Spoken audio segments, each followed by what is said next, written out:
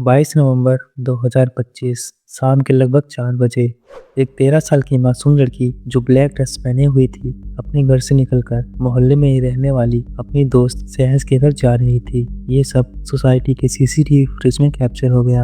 आप फुटेज में देख सकते हैं कि वह एक कार के पास रुककर अपने जूते एडजस्ट करती है और फिर दौड़कर गली में आगे बढ़ जाती है।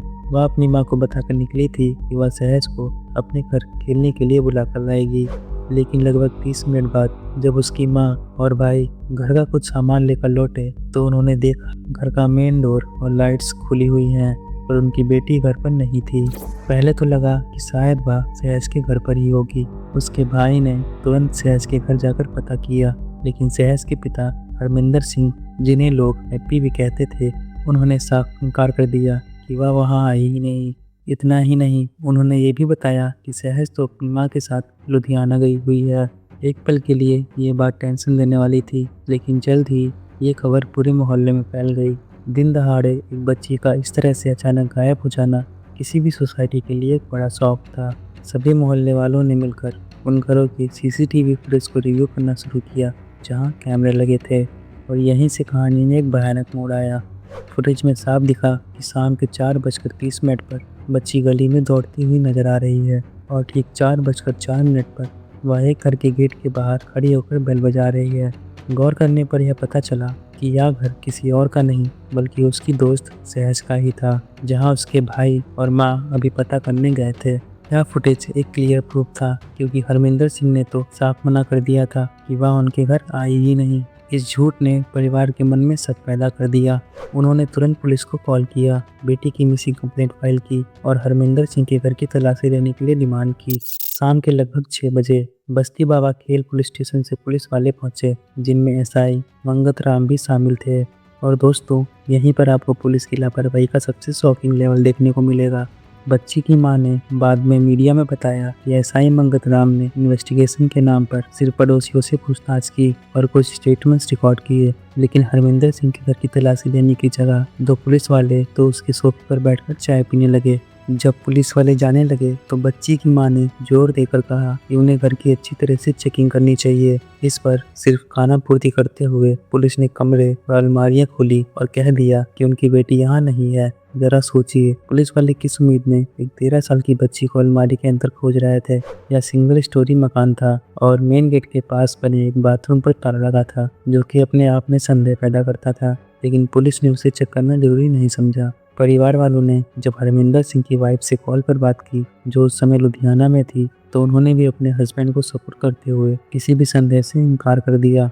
बच्ची को गायब हुए 4 घंटे से ज़्यादा हो चुके थे और परिवार के साथ साथ मोहल्ले वालों में भी डर का गुस्सा बढ़ रहा था। उन्होंने फुटेज को फिर से देखा। 4:04 पर वह हरमिंदर के घर के अंदर गई, पर बाहर कभी नहीं आई। यह सब एक क्लियर इंडिकेशन था। बार बार पूछे जाने पर हरमिंदर का मना करना और उल्टा बदसलूकी करना उसका अपराध सिद्ध कर रहा था। रात के लगभग 10 बजे परिवार और मोहल्ले वालों का सब टूट गया। उन्हें अनहोनी का डर था और हरमिंदर की हरकतों पर गुस्सा। उन्होंने हरमिंदर सिंह के घर पर धावा बोल दिया।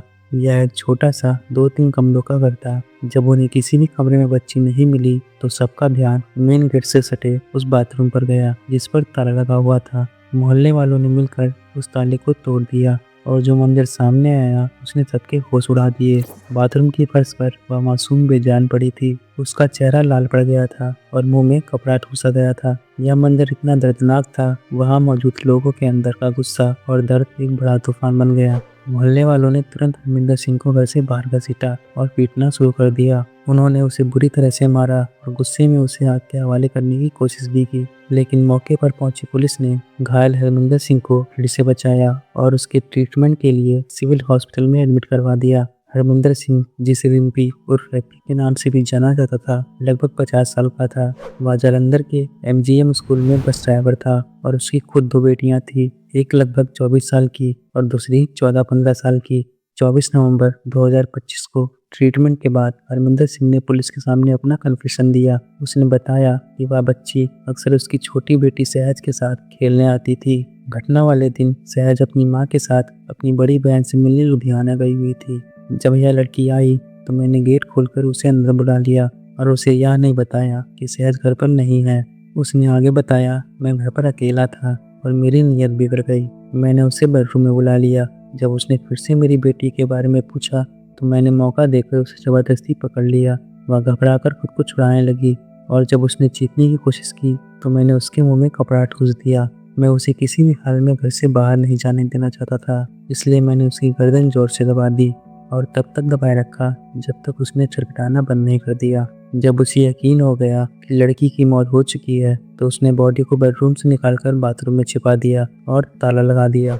उसने एक्सेप्ट किया कि उसे पता था कि बच्ची के घर ना पहुंचने पर उसका परिवार उसे ढूंढते हुए जरूर आएगा। शाम को जब परिवार आया तो उसने झूठ बोलकर टाल दिया। इसके बाद उसने अपने एक दोस्त से कार मांगी।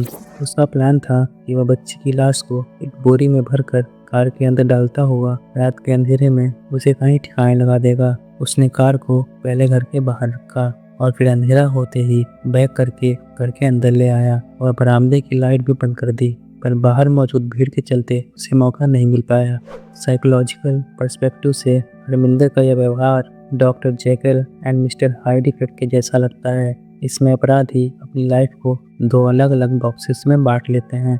एक बॉक्स में एक अच्छे प्रोवाइडर, पिता और रिस्पेक्टेड नेबर होते हैं, जबकि दूसरे बॉक्स में वे एक प्रीडेटर बन जाते हैं। ऐसे लोग इन दोनों रियलिटीज़ को बिना मिक्स किए आसानी से दोनों तरह के रोल्स में स्विच कर जाते हैं, जिससे उन्हें अपने अपराध का गिल्ट भी नहीं होता। इन्वेस्टिगेशन में एक बार फिर पुलिस की लापरवाही पर सबका गुस्सा फूटा। पोस्टमार्टम रिपोर्ट के अकॉर्डिंग बच्ची की डेथ का टाइम और पुलिस की पहली बार हरमिंदर के घर आने का टाइम के बीच ज़्यादा गैप नहीं था। कॉज ऑफ डेथ स्ट्रैंगुलेशन यानी गला घोटना था। लोगों का मानना था कि अगर पुलिस ने उस वक्त बाथरूम को चेक कर लिया होता जिस पर ताला लगा था तो शायद बच्ची की जान बचाने की 1% उम्मीद जिंदा रह सकती थी। इस मामले में एसआई मंगतराम को सस्पेंड कर दिया गया। यह केस कई बड़े सवाल खड़े करता है। जिस शख्स ने खुद 2 बेटियों को पाला है वह किसी दूसरी बेटी के साथ इतना बुरा कैसे कर सकता है। पुलिस की लापरवाही इतनी बड़ी थी कि उन्होंने मेन गेट से सटे और ताले लगे बाथरूम को चेक नहीं किया। दोस्तों, आपको इस पूरे केस में क्या लगता है कि पुलिस की लापरवाही के लिए क्या कड़ी कार्रवाई होनी चाहिए? क्या हरमिंदर सिंह जैसे हैवानों के लिए फांसी की सजा ही एकमात्र सजा है? अपनी राय हमें कमेंट बॉक्स में जरूर बताइए। इस वीडियो को लाइक करिए और जितना हो सके उतना शेयर करिए। चैनल को सब्सक्राइब करना मत भूलिए। मिलते हैं नेक्स्ट वीडियो में। तब तक के लिए अपना और अपनों का ख्याल रखिए।